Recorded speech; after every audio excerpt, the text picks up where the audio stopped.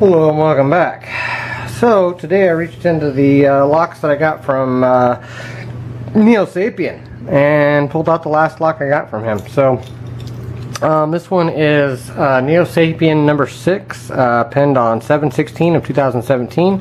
It's a Schlage. It's called Cakewalk. Works absolutely smooth.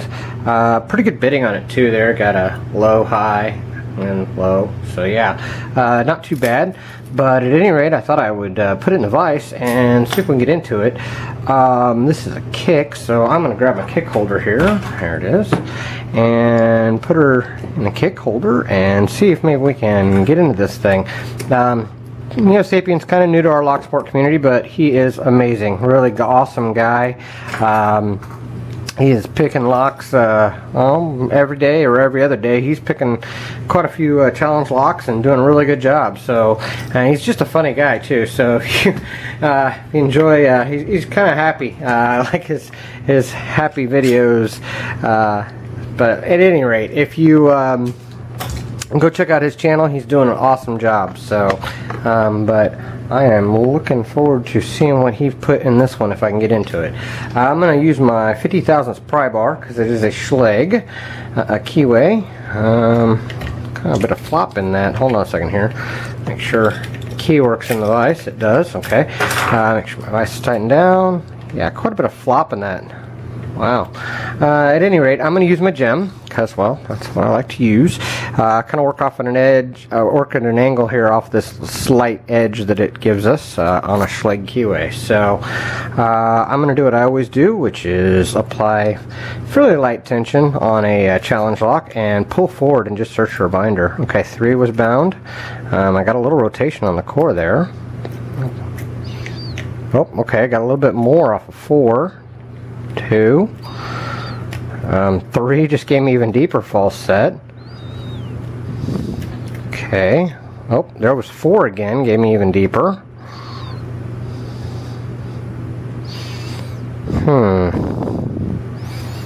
Not getting any counter with this false set. So I'm wondering if we're playing with T-pins. I'm just going to kind of bounce on the pins here, because I'm not getting any definite counter here.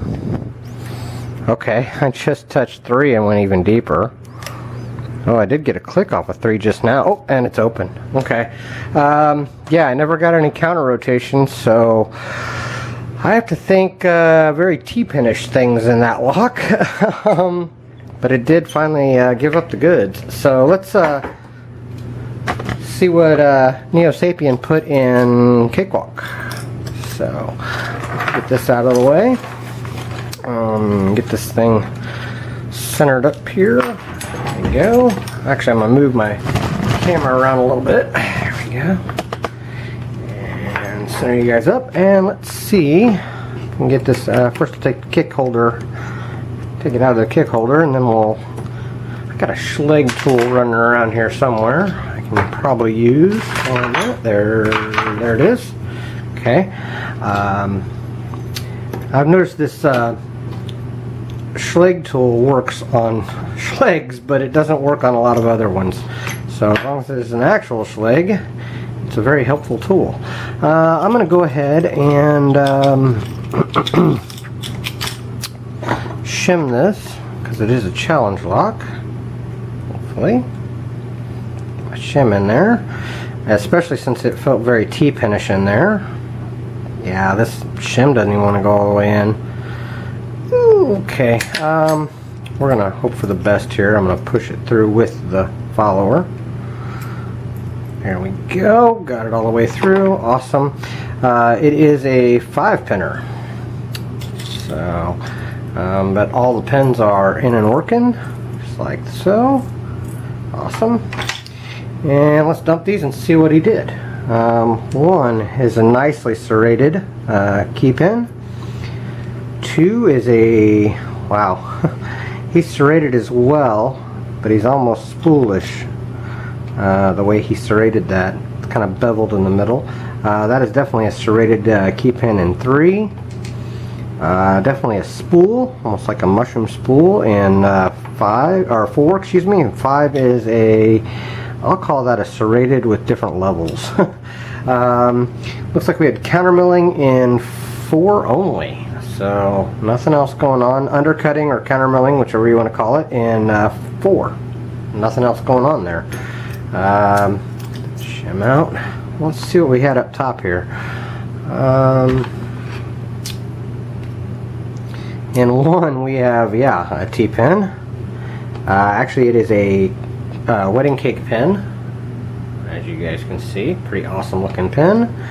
And a copper spring. And 2, we got another wedding cake, or another wedding cake pin, just different shape. So nicely done. That's probably why it was called wedding cake, or why it was called cakewalk, is because he has a bunch of wedding cake pins in there. Ha! I get it now. Okay. Alright, and then we had another wedding cake pin in 3. Wow, awesome job on these though. Really good looking pins. So you guys can see that. That was in 3 with another copper spring. Let's take the other 2 out the back. Yep, there's another wedding cake pin in 5. He was popping around on me. There we go. Got him. That's awesome. Okay, it makes sense. That's why it felt all T-pinish and why it moved down the way it did. Then we have another wedding cake pin. A very nice looking wedding cake pin. That's a really good looking one. Comes down to a nice sharp T. And probably another copper spring. Imagine that. Let's look at the Bible here. I am not seeing anything crazy going on in the Bible. It looks all smooth. If anything, he would only be able to do like the first 2 chambers on either one, because this is a crimped top. You can't get that top off of that unless you pull those back. So kind of makes it interesting for modifying the Bible, but he did not. So let me show you these key pins, because I showed you all the drivers. In 1 we had a very nice serrated key pin. Very nice. 2 had another serrated key pin, but it's kind of beveled in the middle there, so kind of interesting. And then we had a serrated in 3. 1 serration. Then we had a nice deep spool, almost bomb style there, spool in 4. And in 5 we have a multiple layer serrated there. Because it's serrated, then that beveled, and then a serrated kind of serration towards the bottom there, or towards the middle of the pin. Awesome job on these pins. Awesome job on the lock. Thank you very much, NeoSapien, for sending it to me. It was called NeoSapien number 6 Cakewalk, which makes sense because it had all wedding cakes in it. Great job on the lock. Thank you guys for watching. Thank you for your time, and well, don't break the